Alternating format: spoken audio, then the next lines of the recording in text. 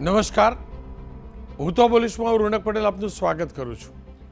હું તો પોલીસના જે સતત 1921મો એપિસોડ અને 1921મા એપિસોડના બે મુદ્દા છે. પહેલો મુદ્દો છે ખાડીપુરનો સ્વીકાર. સરકારે સ્વીકાર્યું છે કે સુરતમાં ખાડીપુર હતું. સરકાર શાસક પક્ષના મંત્રીઓએ કબૂલ્યું છે, ધારાસભ્યોએ કબૂલ્યું છે કે સુરતની અંદર ખાડીઓમાં થયેલા દબાણના કારણે 18 ઇંચ વરસાદ ચોક્કસ હતો, પણ એ દબાણના કારણે પૂરની તીવ્રતા વધી હતી. બીજો મુદ્દો છે સિંહ સાથે સંઘર્ષ કેમ.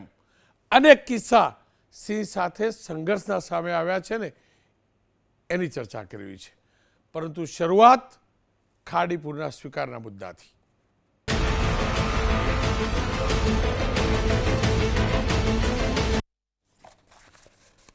ચોમાસું, ખતરનાક વરસાદ વરસ્યો સૌરાષ્ટ્ર અને દક્ષિણ ગુજરાતમાં, અને સુરતની જે હાલત થઈ છે આપણે તમામ લોકો જાણીએ છીએ.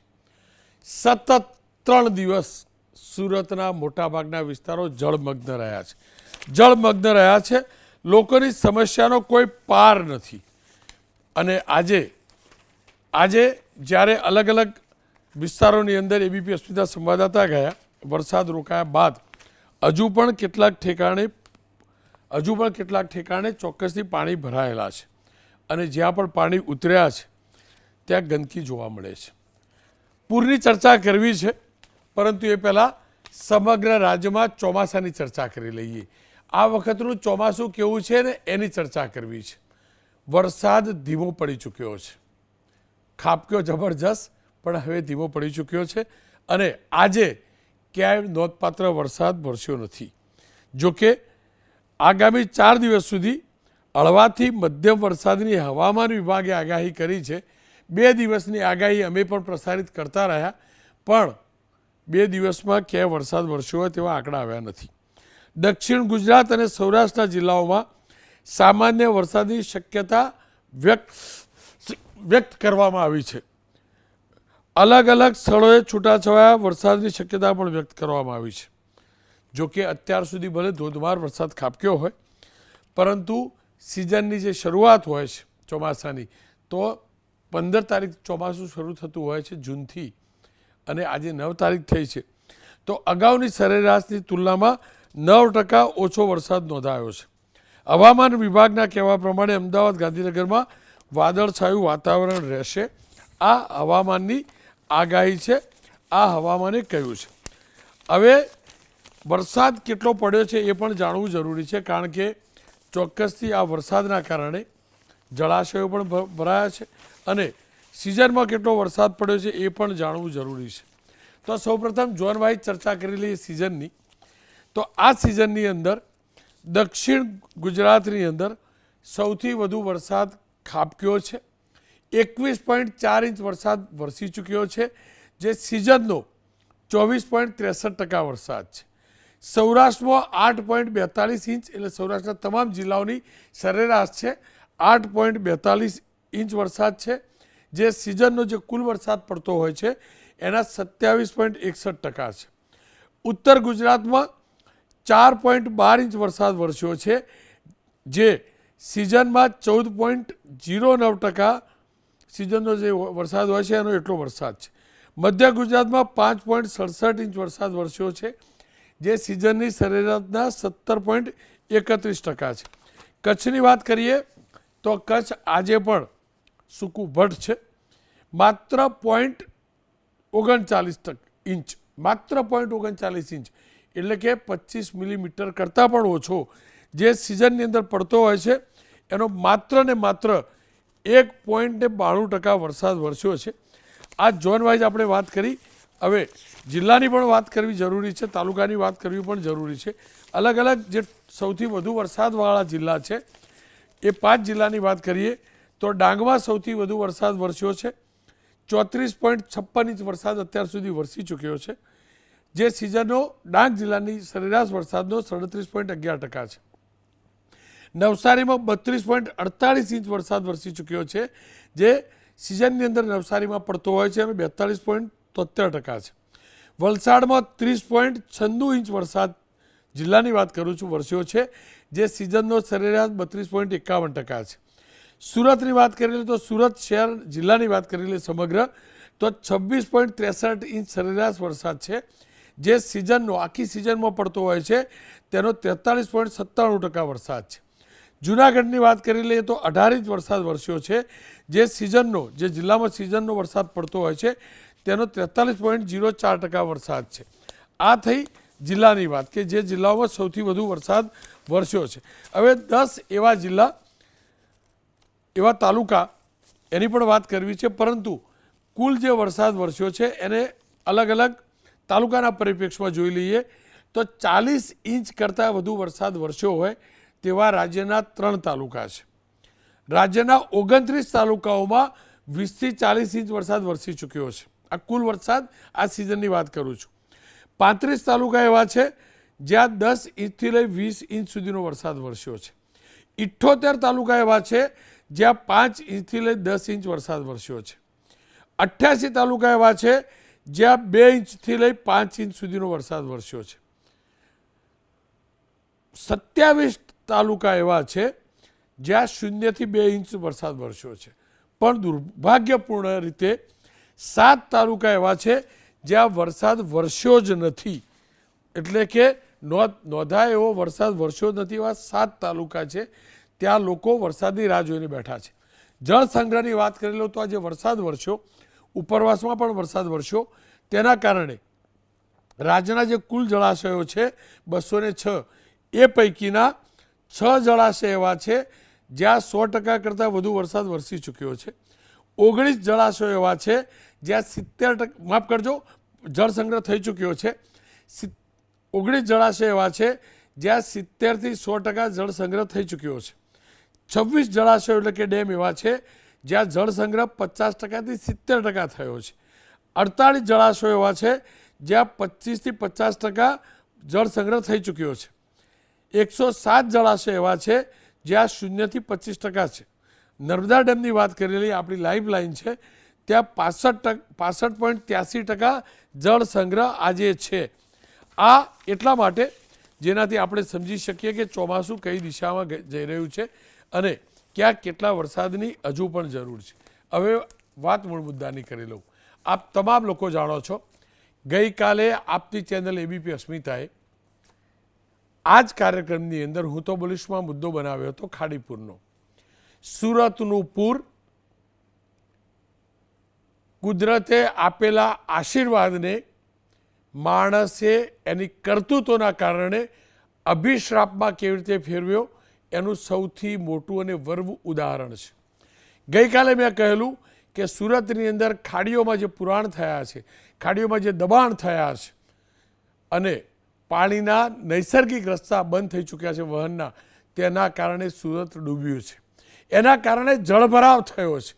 પાણી ચોક્કસથી ઘણું વરસ્યું છે, પણ જળભરાવ થવાનું કારણ મેં ગઈકાલે જણાવ્યું હતું કે ખાડીની ઉપર જે દબાણો થયા છે, કદાચ સરકાર તરફથી આ વાત માનવામાં ન આવતે, પરંતુ આ પૂરે કેવી સ્થિતિ સર્જી તો સુરતમાં 15 કરતાં વધુ ભારે વરસાદ અને વરસાદી જે આફત અલગ અલગ દુર્ઘટનાઓ છે એને લઈને કુલ મૃત્યુઆંક 24નો પહોંચ્યો છે અને સુરત શહેરની અંદર 15નો મૃત્યુઆંક છે.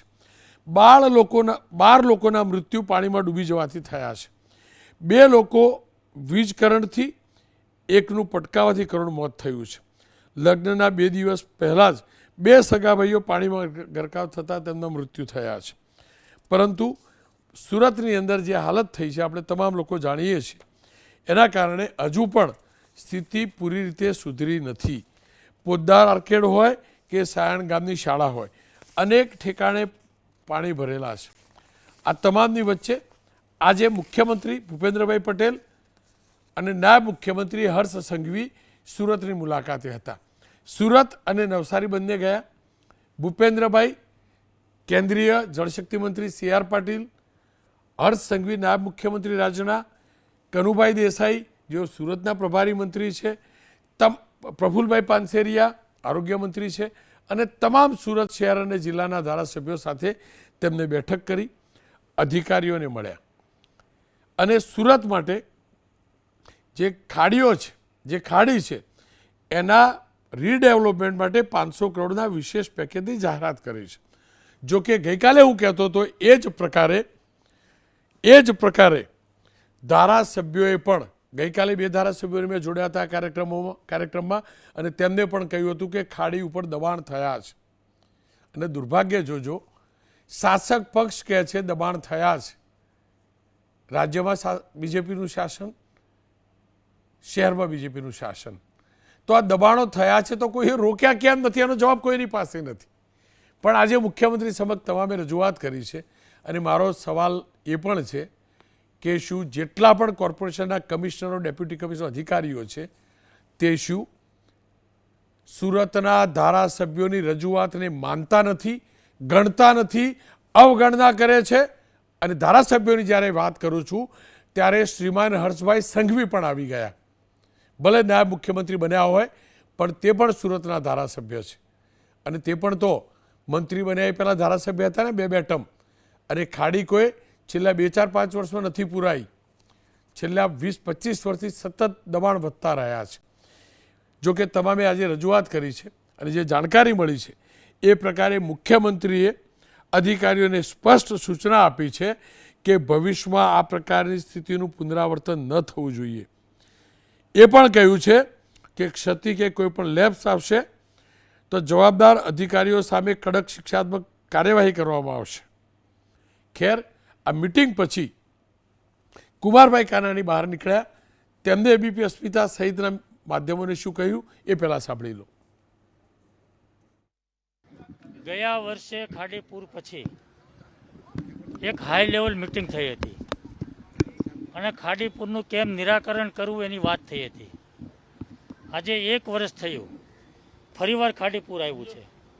તો ગયા વર્ષે જે મિટિંગ થઈ હતી, આયોજનની વાત થઈ હતી, એમાં આપણે શું પ્રગતિ કરી, કેટલું આગળ વધ્યા, એમાં શું સર્વે થયું, આ કોઈ વાત થઈ નથી. એટલે દર વખતે ખાડીપુર આવે ને આપણે પ્રશ્ન હલ કરવાની વાત કરીએ છીએ એ વ્યાજબી નથી.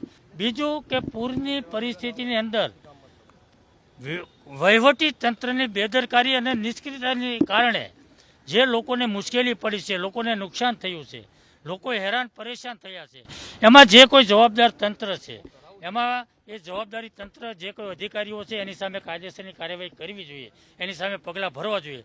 મુખ્યમંત્રીશ્રીએ મેયરશ્રી અને સ્ટેન્ડિંગના ચેરમેનને સૂચના આપી છે કે જે કોઈની બેદરકારી હોય, એ અધિકારીઓ હોય કે કોઈ એજન્સી હોય, જેને કારણે પણ આ મુશ્કેલીઓ ઊભી થઈ છે એની સામે કાયદેસરની કાર્યવાહી કરવી. તો આયોજન શું થયું છે? ખાડીપુર આવ્યું તો 1 કરોડનું શહેર છે, 5 ખાડી છે, તાપી નદી આવેલી છે, પૂરની પરિસ્થિતિ ઊભી થાય, આપણી પાસે બોટ કેટલી છે, કેટલી બોટ ચાલુ છે, કેટલા વોટર પમ્પિંગ છે, કેટલા ચાલુ છે? આ પ્રકારની જે કામગીરી છે એ કામગીરીમાં આપણે કાચા પડ્યા છીએ, ઊણા ઉતર્યા છીએ, એ આપણી બેદરકારી છે અને એટલા માટે આ બેદરકારીને કારણે આપણે લોકો પરેશાન થયા છે, લોકો પૂરમાં ફસાયા છે. શું એક ધારાસભ્યના આ સ્વીકારથી બધું સુધરી જવાનું? તો જવાબ સંપૂર્ણપણે છે ના. ના અને ના એટલે કહું છું કે આ એ જ કુમારભાઈ કાનાણી છે જેમને લેખિતમાં અનેકવાર પત્રો લખ્યા છે. અનેકવાર અમે પ્રયાસ કર્યો હતો મેયર મેડમને જોડવાનો લાઈવ, કારણ કે એમને પણ તો પૂછવું જોઈએ ખરેખર શું થવાનું છે, પરંતુ મેયર મેડમ કદાચ આજે વ્યસ્ત હતા. હા, એમને કહ્યું હતું કે હું જોડાઈશ અને પછી ફોન પરંપરા પ્રમાણે ઉપાડ્યો નહીં. એમના સચિવશ્રી, જેમને પીએ કહીએ છીએ, એમને ઉપાડ્યો અને કહ્યું મેડમ આજે વાત નહીં કરી શકે, બીજી છે. એટલે મેં એમને કહ્યું છે આજે નહીં, હવે પછી ક્યારેય વાત ના કરતા. અમારી ફરજ છે તમને પૂછવાની, કોર્પોરેશનના સ્ટેન્ડની, કારણ કે શાસક પક્ષના જ ધારાસભ્યએ સ્પષ્ટ કહ્યું છે, શાસક પક્ષના જ ધારાસભ્યએ સ્પષ્ટ કહ્યું છે, એમને સવાલ ઉઠાવ્યા છે પેલા બોટવાળાના બધા. એટલે અમે જાણવા માગતા હતા કે મારું સુરત ડૂબે તો કોર્પોરેશન પાસે આ બોર્ડ છે, આ કુમારભાઈ ના પાડે છે, પૂછે છે, તો એનો જવાબ તો મળે કમસે કમ.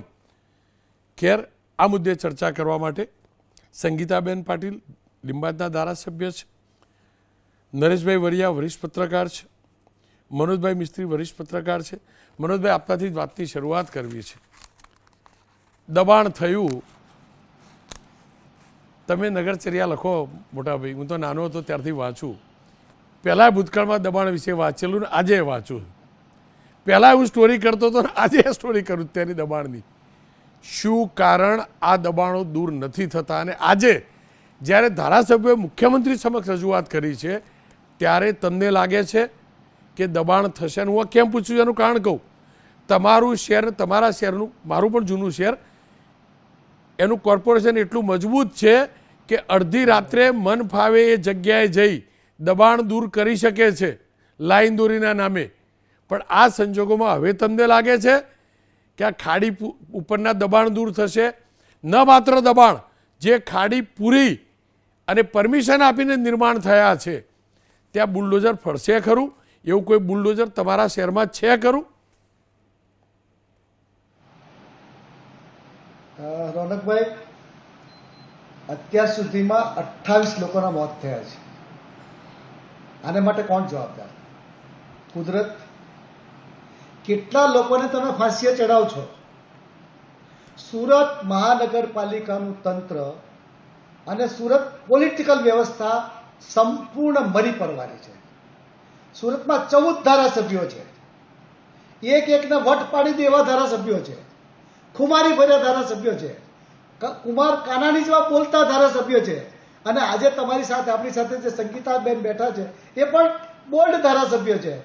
અત્યાર સુધીમાં કેટલા સામે પગલાં લેવાયા? સુરતમાં તક્ષશિલા કાંડ થયું હતું.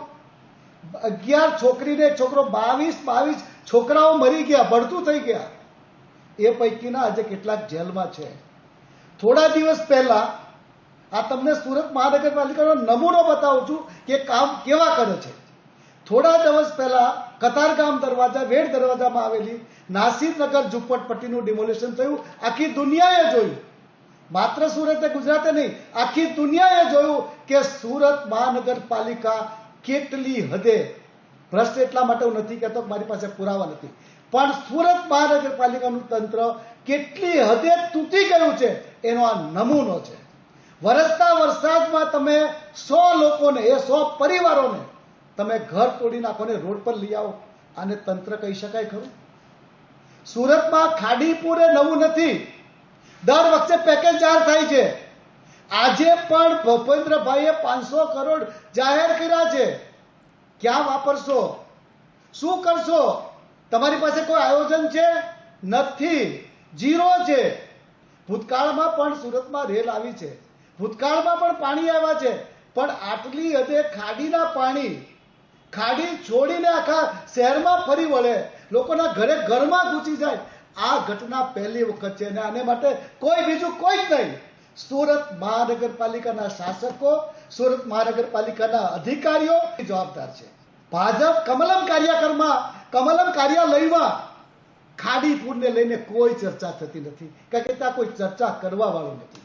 શહેર ભાજપ પ્રમુખ કોણ પૂછે છે ભાઈ? એને શું જવાબદારી લઈને ચાલે છે? અને એ જે સૂચનાઓ આપે છે એનું કોણ પાલન કરે છે? અને ભારતમાં ચૂંટાયેલા પ્રતિનિધિઓ સાથે ચર્ચા કરવી જ પડે, કારણ કે અલ્ટિમેટ એ ચૂંટાયેલો પ્રતિનિધિ પ્રજાની વચ્ચે રહેતો હોય છે અને એને જ ખબર હોય છે કે કયા વિસ્તારમાં કેટલી સમસ્યા છે. ખાડી એ નેચરલ વેણ છે. સુરત દરિયાકાંઠાનું શહેર છે અને કોઈ પણ દરિયાકાંઠાના શહેરમાં ખાડીઓ રહેવાની, મુંબઈ હોય, સુરત હોય કે સૌરાષ્ટ્રનું કોઈ શહેર હોય, ત્યાંથી નેચરલી જે પાણી પસાર થાય છે એ ખાડીઓ કોને પૂરી? એના પર બાંધકામો કોણે કર્યા? હમણાં થોડા દિવસ પહેલા અમારા મિનિસ્ટર પ્રફુલભાઈ પાનસેરિયા અને મેયર મેડમ એક જેસીબી મશીન પાસે ઉભારીને ફોટા પડાવતા હતા કે ભાઈ અમે ખાડી દૂર કરી નાખી, અમે 4 ફૂટ ઊંડી કરી નાખી, આટલો કાપ કાઢી નાખ્યો. અરે ભાઈ, કાપ કાઢ્યો તો, ખાડી ઊંડી કરી હતી તો ક્યાં ગયું આ બધું? કોણ પાછું ભરી ગયું? પાણી કેમ ભરાઈ ગયું? આ વરસાદ કઈ નવો નથી. સુરતમાં 100 ઇંચ સુધી વરસાદ પડેલો, બલકે 100 થી ચેરાપુંજી કહેવાય છે સુરત. અને સુરત માટે વરસાદની કોઈ નવાઈ નથી. જ્યારે ખાડીમાં દબાણો થાય છે ત્યારે આના જ લોકો રોકવા જાય છે. મહાનગરપાલિકાનું તંત્ર જ્યારે તોડવા જાય છે ત્યારે એમના પર જ ભલામણો આવે છે. અમારું સણિયા હેમાદ જે ખરેખર અત્યારે ડૂબી રહ્યું છે એનું કારણ એ છે કે ત્યાં લઘુ ઉદ્યોગને નામે અત્યારે 10-10 માળના બિલ્ડિંગો ખડકાઈ રહ્યા છે. આ કાનાણીને ખબર નથી, પ્રફુલભાઈને ખબર નથી, પેલા વિનુભાઈ બોરડિયાને ખબર નથી, કોને ખબર નથી? બધાને જ ખબર છે. અમારા અરવિંદ રાણા, જેને માત્ર અસામ ધારામાં જ રસ છે, એમને ખબર નથી કે ક્યાં પાણી ભરાય છે, અસામ ધારો ક્યાં લાગુ પડે છે, કોનું મકાન વેચવાનું છે અને કોનું નથી વેચવાનું. અરે શરમ જોવી જોઈએ, શરમ આવવી જોઈએ, શરમ. પણ જે સરકારી અધિકારીઓ છે, મારા અને તમારા ટેક્સના રૂપે જે પૈસા વસ્તુ એમાંથી જે પગાર ખાય છે, એ આપણા નોકરો છે. અને એ નોકરોની નૈતિક નહીં માત્ર કાયદાકીય ફરજ છે કે આ સમસ્યા માટે એ લોકોને કોર્ટના કઠેરામાં ઉભા રાખવા જોઈએ. અને તો જ એ લોકોને ભાન થશે. અને તો સુરતના આજે 28 લોકો મર્યા છે, કાલે 56 મરી જશે અને કાલે 156 મરી જશે, બધા છૂટી જશે, આપણે ચાપીશું. અત્યારે રોષ એટલા માટે છે રોનકભાઈ કે અમે ઘેરાઈ ચૂક્યા છીએ, અમે જોઈ રહ્યા છે, લોકોને મરતા જોઈ રહ્યા છે, લોકોને રડતા જોઈ રહ્યા છે. હજુ ગઈકાલના 2 છોકરાઓ જે લાપતા થયા છે એ હજુ નથી મળ્યા. જ્યાં પ્રફુલભાઈ રાત્રે મીટિંગ કરીને આવ્યા કામરેજમાં, શું થયું એનું? જેના ગયા, જેનો દીકરો ગયો, જેનો બાપ ગયો, જેનો ભાઈ ગયો, જેનો વર ગયો, એને પૂછો કે એની વેદના શું છે. આ વેદના કમલમમાં બેસીને કે એસી ચેમ્બરમાં બેસીને નહીં થઈ શકે. એના માટે રોડ પર જવું જોઈએ, પેન્ટ ચડાવીને જવું જોઈએ, બરમુડા પહેરીને જવું જોઈએ, તો ખ્યાલ આવશે કે લોકોની વેદના શું છે, લોકો ક્યાં મરી રહ્યા છે, કેમ મર્યા. આ આફત એ કુદરતી નથી રોનકભાઈ, આ આફત માનવ સર્જિત છે. ભરતભાઈ, કુદરત તો મહેરબાની કરે છે કે તમને વરસાદ આપે છે. આપણે રાહ જોઈ રહ્યા હતા કે વરસાદ ક્યારે પડે, અને જ્યારે વરસાદ પડ્યો ત્યારે લોકો પશુ પક્ષી તડપી રહ્યા હતા. આ વખતનું જે ટેમ્પરેચર હતું, કુદરતે તો મહેરબાની કરી છે કે તમને વરસાદ આપ્યો છે. મનોજભાઈ, આપનો ખૂબ ખૂબ આભાર. તમારો આક્રોશ સમજી શકાયો છે, પણ લોકશાહી છે, વ્યવસ્થા પણ છે, કાનૂની પદ્ધતિ પણ છે. તમારો આક્રોશ સાચો છે. મેં પણ જોયું છે, મેં પણ જોયું છે અને સ્થિતિ જોઈ છે. અને તકલીફ જ ત્યાં છે કે આપણે સુરતી લાલા છીએ ને, લાલા કહીને આપણે મૂરખ બનાવ્યા બધાએ. આ જ તકલીફ છે આપણી. ખેર, નરેશભાઈ મારી સાથે જોડાયા છે. નરેશભાઈ, મનોજભાઈનો આક્રોશ જોયો છે. આજે મુખ્યમંત્રી આવીને ગયા, ખાડીની વાત કરી. તમે પણ જાણ્યું હશે કે ખાડી પુરાઈ બધા ધારાસભ્યોએ કહ્યું. મને આટલું સમજાવો, ખાડી પૂરી કોને અને કોણ રોકતું તો આ ધારાસભ્યોનું ખાડીનું પુરાણ થતા?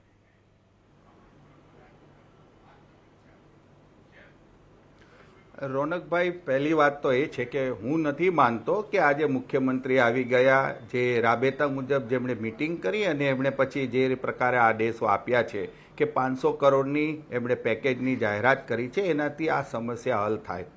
કારણ કે ખાડીપુરની સમસ્યા એ અચાનક આવેલી સમસ્યા નથી. લગભગ 2005થી જ્યારથી સુરત વિસ્તરતું થયું ત્યારથી એક સમસ્યા સર્જાવાની શરૂઆત થઈ અને વકરી. એનું કારણ એ છે કે પહેલાં ત્યાં ખુલ્લા ખેતરો હતા, એના કારણે ત્યાં પાણી ફેલાઈ જતું હતું અને પછી જે વાત આવે છે દબાણની, એટલે મકાનો બંધાયા, ગેરકાયદે મકાનો બંધાયા, ખાડીનું પુરાણ થયું અને એના કારણે આ પૂર આવે છે.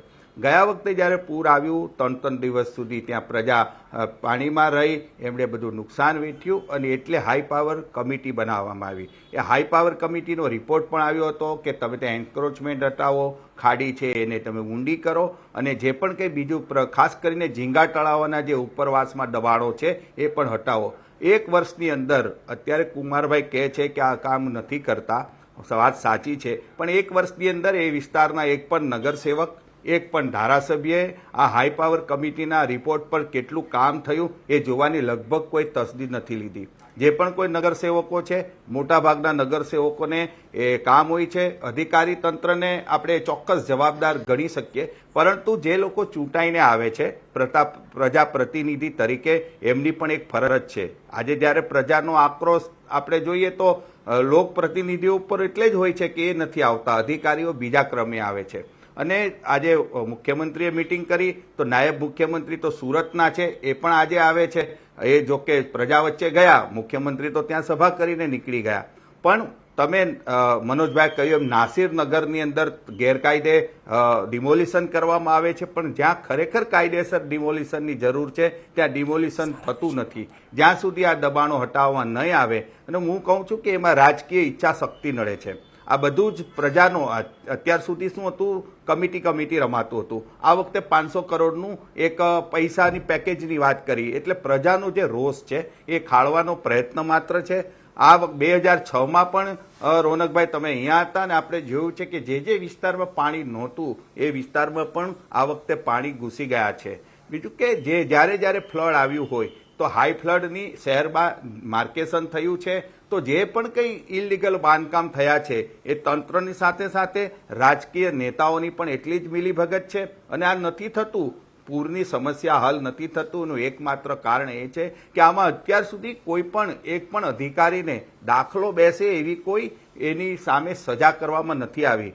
આ વખતે હર્ષ સંઘવીએ ચોક્કસ કહ્યું કે એની સામે ફોજદારી થશે, પરંતુ કહેવા માત્રથી નહીં થાય. કારણ કે આજનો આંકડો છે ને, જે 24 તો ગઈકાલના મૃત્યુ હતા, આજે બીજા 15નો ઉમેરો થયો છે, એટલે લગભગ 39 સુરતી લાલાઓ કરંટ લાગવાથી, ડૂબી જવાથી કે એને પટકાવાથી, એટલે વરસાદ સંબંધી લોકોએ પોતાના જીવ ખોયા છે. અને આર્થિક નુકસાન ખાલી મરી જવું, મૃત્યુ થવું કરતાં પણ જેના ધંધા રોજગાર ગયા છે, જે લોકોએ મૂડી લગાવીને એના માટે આપઘાત કરવા જેવી જ પરિસ્થિતિ સર્જાતી હોય છે. એટલે પૂરને આ સરકારે ખૂબ જ હલકાથી લીધું. 2006 જેવી મહાભયાનક અહીંયા રેલ આવી, એ માનવસર્જિત રેલ હતી, છતાં પણ કશું નથી થયું, કોઈ પણ અધિકારીને નથી થયું. અને દર વખતે ખાડી પૂરનો સિલસિલો શરૂ રહે છે. જો તમારા આનો એક જ ઉકેલ છે કે જે પ્રકારે તમે જંગલેશ્વર રાજકોટમાં ડિમોલિશન કરી શકો છો, ચંડોળા તળાવમાં ડિમોલિશન કરો છો, દ્વારકામાં ડિમોલિશન કરો છો, એવી રીતે સુરત શહેરમાં જો હવે પછી ખાડીપુરની આપત્તિ ન લાવવી હોય તો રાજકીય જે સત્તા છે, નાયબ મુખ્યમંત્રી હર્ષ સંઘવી હોય, કેન્દ્રીય મંત્રી CR પાટીલ હોય કે શહેરનું નેતૃત્વ હોય, તમે મેયરની વાત કરી તો કેમનું કંઈક હવે મને લાગે કે કહેવા જેવું નથી. પ્રથમ નાગરિક છે, એની જવાબદારી છે, અને જવાબદેહી છે, એને જવાબ આપવા આવવું જોઈએ. જો એ નથી આવતા તો ખરેખર અમારા સુરત શહેર માટે પણ એક આ શરમજનક બાબત છે. કહેવાનો અર્થ એક જ છે, જ્યાં સુધી તંત્ર રાજકીય ઈચ્છાશક્તિ સાથે, અને તંત્રને છૂટો દોર રાજકીય નેતાઓ જ આપી શકતા હોય છે, શાસકો જ આપી શકતા હોય છે. એટલે મનોજભાઈની વાત પણ, એને જે આક્રોશ હતો એ પણ હું માનું છું કે એ વ્યવસ્થા જ્યાં સુધી એ લોકો નહીં કહે ત્યાં સુધી આ જે વહીવટી તંત્ર છે એ કે મને નથી લાગતું કરી શકે. કદાચ બધું શાંત પડી જશે અને ફરી પાછી આવતા વખતે કદાચ વધુ વરસાદનું બહાનું કાઢીને ખાડીપુર આવશે તો છટકવાનો એકમાત્ર પ્રયાસ કરાશે. કંઈ નહીં નરેશભાઈ, હું પણ અહીંયા, તમે પણ અહીંયા સતત અઠવાડિયું હેમરિંગ તો કરીશું, અને તમારી જોડે પણ એના અહેવાલ કરે મેપ આવો તો મને આપજો, હું પણ મોકલાવીશ, હું પણ રિપોર્ટ કરીશ, તમે પણ કરજો. કમસે કમ એક્સપોઝ તો થાય, શરમ તો આવે એમને આવતી હોય તો. ખેર, સંગીતાબેન પાટીલ સાથે મેં થોડાક સમય પહેલાં વાત કરી છે, એ જોઈ લઈએ. સંગીતાબેન, આ પૂરની અંદર સૌથી વધુ પ્રભાવિત તમારો વિધાનસભા વિસ્તાર હતો. મુખ્યમંત્રીને આજે મળ્યા, શું રજૂઆત કરી, ખાસ કરીને પૂર આવવાના કારણોને લઈને? જી રોનકભાઈ, સુરત શહેરની વાત કરું તો સુરત શહેરમાં સૌથી વધારે પ્રભાવિત મારો વિસ્તાર છે. મારા વિસ્તારમાંથી 3 પ્રકારની ખાડીનો જાય છે, એટલા માટે મારો વિસ્તાર સૌથી વધારે પ્રભાવિત છે. આજે મારા વિસ્તારમાં પરિસ્થિતિ ખૂબ કઠિન છે અને એક માળ સુધીના પાણી ભરાઈ ગયા હતા. આજે જ્યારે ધારાસભ્યોની જોડે મીટિંગ હતી, બેઠક હતી, એ બધા ધારાસભ્ય આપણા વિસ્તારની રજૂઆત કરતા હતા. હું પણ મારા વિસ્તારની જ્યારે આપણા આદરણીય મુખ્યમંત્રી શ્રી ભૂપેન્દ્રભાઈ પટેલ સાહેબ જોડે વાત કરી, ત્યારે મારે એક જ કહેવું હતું કે જ્યારે આ ગયા વર્ષે જે સમીક્ષા બેઠક એટલે ખાસ સમિતિની રચના કરવામાં આવી હતી, અને એ સમિતિમાં શું નિર્ણય લેવાયો અને શું કામ પ્રગતિ હેઠળ છે એની સંકલનમાં અમે એની જવાબ માંગતા હતા. પણ છતાં એનો જ્યારે જવાબ માંગતા હતા ત્યારે અમને કહેવામાં આવ્યું કે કામ ચાલી રહ્યું છે, ઉપરવાસમાં કામ ચાલી રહ્યું છે. પણ હમણાં જ્યારે વરસાદની આ 18 ઇંચ વરસાદ પડે છે ત્યારે આ તંત્રની ખરેખર નબળાઈ કામગીરી કહેવાય કે શું કહેવાય, એમાં એની ખબર પડે છે. જ્યારે સામાન્ય વરસાદ હોય છે ત્યારે ખાડી નજીક હોવાના કારણે ગીતાનગર, મામાનગર અને બોમ્બે આવાસ અને સાથે સાથે શાંતિકુંજ સોસાયટી એ વિસ્તારમાં જ અને મીઠી ખાડી વિસ્તારમાં પાણી ભરાવતું હોય છે. પણ આ વર્ષે જ્યારે નીલગિરી સપના પાન સેન્ટરથી લઈને ડિંડોલીમાં પણ કોઈ દિવસ પાણી નહીં ભરાય, પણ એ વિસ્તારમાં પણ પાણી ભરાયેલું હતું. સંગીતાબેન, જુઓ, તમે કહ્યું ખાડીપુરના કારણે, હર્ષભાઈ સંઘવીએ પણ મુખ્યમંત્રીને મળ્યા બાદ કહ્યું કે ખાડીપુર હતું અને પગલાં લેવાશે, જે જવાબદાર હશે એની સામે પગલાં લેવાશે. બેન, હું આ જ કહેવા માગું છું, 3 ખાડી તમારા વિસ્તારમાં છે, શું કારણ ખાડીનું પુરાણ કોઈએ રોક્યું નહીં? ચોક્કસ રોનકભાઈ, જ્યારે હું તો પહેલા એ નક્કી કહેવા માંગુ છું કે 18 ઇંચ આ ફેરી વરસાદ પડ્યો છે.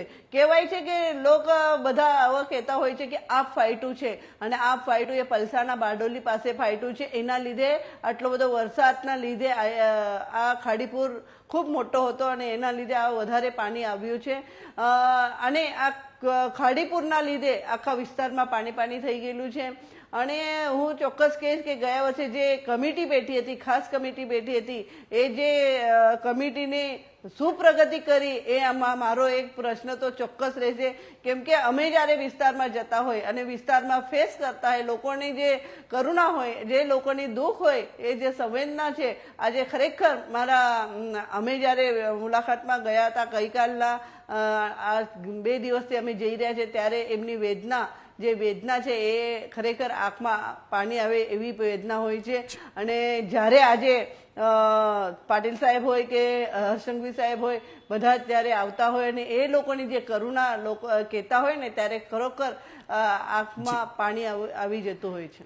પણ બેન, મારો સવાલ એ છે, આ 3 ખાડીઓમાં જો પુરાણ થયા, તમે કહ્યું કમિટીએ સૂચનો કરેલા, કમિટીએ અહેવાલ આપેલો, પણ કોર્પોરેશને કેમ કાર્યવાહી ના કરી? મને કહો. કમિટી કેટલા વરિષ્ઠ નેતાઓ એમની હતી, બરાબર?